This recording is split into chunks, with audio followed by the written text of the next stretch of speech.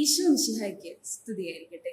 ഇന്ന് ശക്തമായ രണ്ട് ആത്മീയ വിഷയങ്ങളെക്കുറിച്ചാണ് നമ്മൾ ധ്യാനിക്കുന്നത്: പ്രാർത്ഥനയും ഉപവാസവും.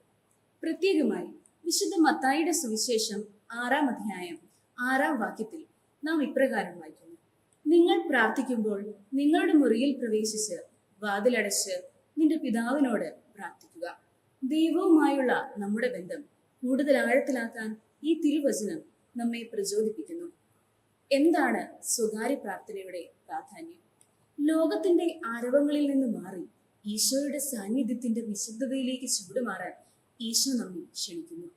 ഒരു സ്വകാര്യ സ്ഥലത്ത് പ്രാർത്ഥിക്കുന്നത്, അത് നമ്മുടെ മുറിയായാലും ശാന്തമായ ഒരു സ്ഥലമായാലും, വ്യക്തിപരമായി ദൈവത്തോട് കൂടിയായിരിക്കാൻ നമ്മെ സഹായിക്കുന്നു. ഇത് മറ്റുള്ളവരെ ആകർഷിക്കുന്നതിനല്ല. സ്വകാര്യ പ്രാർത്ഥന എന്നാൽ ദൈവവുമായുള്ള സത്യസന്ധമായ ബന്ധം എന്നതാണ്.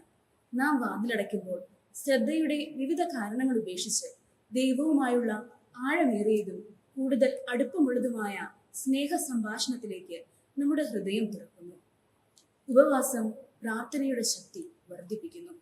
ഭക്ഷണം, സോഷ്യൽ മീഡിയ അല്ലെങ്കിൽ മറ്റ് സുഖസൗകര്യങ്ങൾ പോലെയുള്ള എന്തെങ്കിലും മാറ്റിവെച്ചുകൊണ്ട് ദൈവത്തിൽ കൂടുതൽ പൂർണ്ണമായി ആശ്രയിക്കാൻ നമ്മൾ ഇടം സൃഷ്ടിക്കുന്നു. കർത്താവെ, നീയാണ് എൻ്റെ ഉപജീവനവും എൻ്റെ ശക്തിയും. ഉപവാസം എന്നത് ദൈവത്തിന്റെ പ്രീതി നേടാനുള്ളതല്ല, അത് നമ്മുടെ ഹൃദയവും മനസ്സും ദൈവത്തിൽ കേന്ദ്രീകരിക്കാൻ ഉള്ളതാണ്. പ്രാർത്ഥനയും ഉപവാസവും നമുക്ക് എങ്ങനെ ആരംഭിക്കാം? നമുക്ക് തടസ്സമുണ്ടാകാത്ത ശാന്തമായ ഒരിടം തിരഞ്ഞെടുക്കുക. ഒരു ഹ്രസ്വവും സത്യസന്ധവുമായ പ്രാർത്ഥനയോടെ ആരംഭിക്കുക. നമ്മുടെ ചിന്തകളും പോരാട്ടങ്ങളും കൃതജ്ഞതയും ദൈവവുമായി പങ്കിടുക. നമ്മൾ ഉപവസിക്കുകയാണെങ്കിൽ ആ സമയം തിരുവചനം വായിക്കുന്നതിനോ അവിടുത്തെ സന്നിധിയിൽ ഇരിക്കുന്നതിനോ ശ്രദ്ധിക്കുക. നിശബ്ദതയുടെ ഇടം കണ്ടെത്തി ആത്മാർത്ഥമായി പ്രാർത്ഥിക്കുക.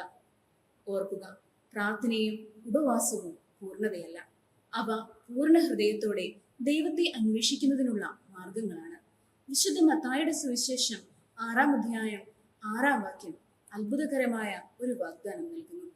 ഈശോ പറയുന്നു, രഹസ്യങ്ങൾ കാണുന്ന നിന്റെ പിതാവ് നിനക്ക് പ്രതിഫലം തരും.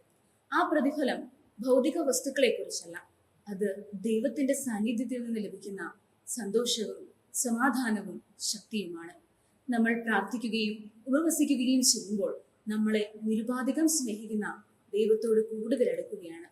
അതിനാൽ ഇന്ന് ആഴത്തിലുള്ള പ്രാർത്ഥനയിലേക്കും ഉപവാസത്തിലേക്കും ഒരു ചുവടുവെപ്പ് നടത്താൻ ഞാൻ നിങ്ങളെ പ്രോത്സാഹിപ്പിക്കുന്നു. ആ ശാന്തമായ ഇടം കണ്ടെത്തുക. ദൈവത്തോട് സംസാരിക്കുക. അവിടെ നമ്മെ തന്നെ കാണാമെന്ന അവിടുത്തെ വാഗ്ദാനത്തിൽ വിശ്വസിക്കുക. ഈ സന്ദേശം നിങ്ങളെ പ്രചോദിപ്പിച്ചെങ്കിൽ ലൈക്ക് ചെയ്യാനും ഷെയർ ചെയ്യാനും ചാനൽ സബ്സ്ക്രൈബ് ചെയ്യാനും